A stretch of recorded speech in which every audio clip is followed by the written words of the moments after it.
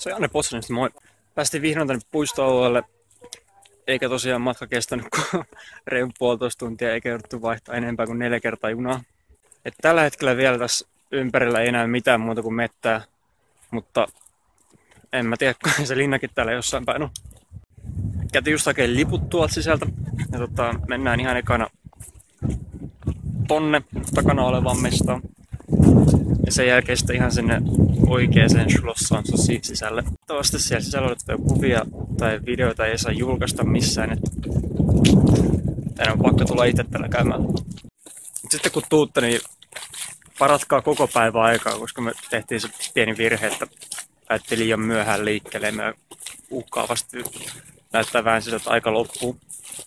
Et tulkaa ajoissa tänne, koska tää on tosi iso paikka ja täällä saa koko päivän kyllä vietettyä. Okei, se oli tästä Noie-Palais, näkyy tuossa taustalla vielä ja seuraavaksi katsotaan miten päästään tuonne Sanssouciin. Meillä on kierto siellä tunnin päästä. Tuo oli kyllä tosi hieno sieltä, kannattaa ehdottomasti käydä katsomassa, jos on täällä suunnalla liikkumassa. Pikkasen hienompi kuin Turun linna, mutta mitäpä sitä voi odottaa, kun itse keisari on tuolla asunut aikoinaan. Lisäksi kaverilla näyttää olevan aika pramea takapihakin. Ja me löydettiin viime oikea paikka ja kattokaa.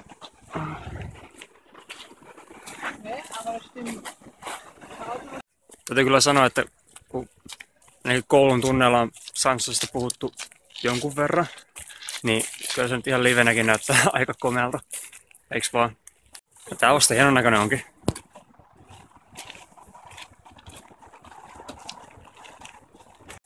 Tultiin just tuolta Sanssoucista sisältä. Ja se oli vähän erilainen kuin mä olisin odottanut, koska tässä Noie-Palais, jossa oltiin ensimmäisenä, se oli tosi iso semmoinen mahtipontti, se tosi iso huone ja paljon maalauksia ja kaikkea muuta, niin toi oli vähän sirompi, pienempi. Ja sitten se alue, kun me nähtiin, se oli tosi pieni kanssa. Niin nähtiin vaan tosi pieni osa siitä lennosta. Oli kyllä sekin tosi hieno.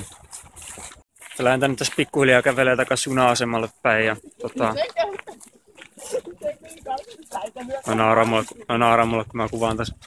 Kävelään juna-asemalle päin, mutta katsotaan, tässä oli pari taloa vielä, johon me päästään tuolla lipulla sisälle. Käydään tsekkaamaan vielä ennen kuin lähdetään. Yes. Yritettiin tiemme Potsanin rautatieasemalle, että lähdetään tästä kotiin päin. Varmaan pari tuntia ennen kuin päästään takaisin Adlershofin kämppisten kanssa. Päivä oli tosi kiva. Mä tykkäsin ainakin tosi paljon. Ling? Ja. Wie hat es dir gefallen? Hat es dir gut gefallen? Sehr. Ja. Sehr gut? Sehr. Super. Päästiin just himaan vähän aikaa sitten. Ja kyllä huomaa, että on pitkä päivä ollut takana. Me ollaan junassakin istuttu varmaan 5 tuntia tänään yhteensä. Et pikkasen väsy olisi, mutta mut ja Marike, eli mun hollantilainen kämppis, on kutsuttu Neuköllniin yhden belgialaisen kaverin luo vähän viettää iltaa. Niin ja tietenkään kun kutsusta aika epäkohtelista kieltäytyy, niin odotan tässä nyt pienet powernapit ja lähdetään sitten takaisin kaupungille. Mutta vaikka päivä onkin ollut tosi pitkä, niin kyllä mä tykkäsin tosi paljon ja tosi hienoa päästä siellä käymässä. Potsdamin kaupunkia me ei silleen nähty, mutta toi Sanssoucin puisto, kaikki ne linnoinen, mitä sieltä löytyy, on tosi ihana. Et jos olette Berliinissä ja teillä aikaa riittää, niin toi päiväreissu Sanssoucin puistoon on tosi hyvä. Varsinkin jos saksalainen historia kiinnostaa, koska sitä siellä löytyy sitten ihan riittämiin. Jees, ei mulla tähän tämän sen enempää. Kai mäkin lyön pääni vaan tuohon tyynyyn, että jaksan sitten taas illalla. Ja katsotaan mitä ensi kerralla keksitään.